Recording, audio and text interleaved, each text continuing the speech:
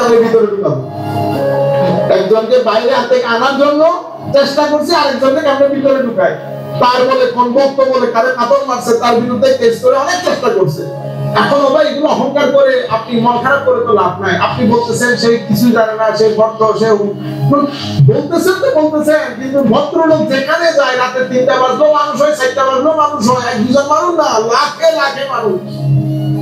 আপনি আপনার রাজনৈতিক উইংগুলা ব্যবহার করে এই মানুষগুলো আনেন।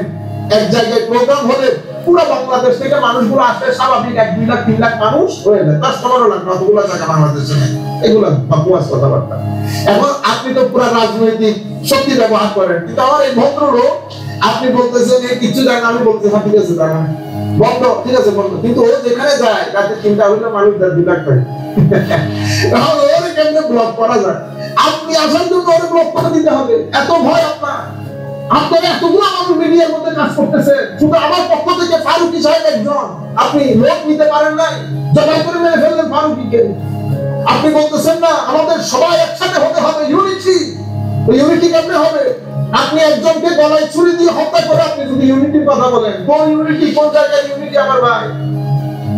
আপনারা বুঝতে পারতেছেন? আমরা বলি যে আমরা মুনাফিকি না করি, যা ভিতরে তাই বাইর করি।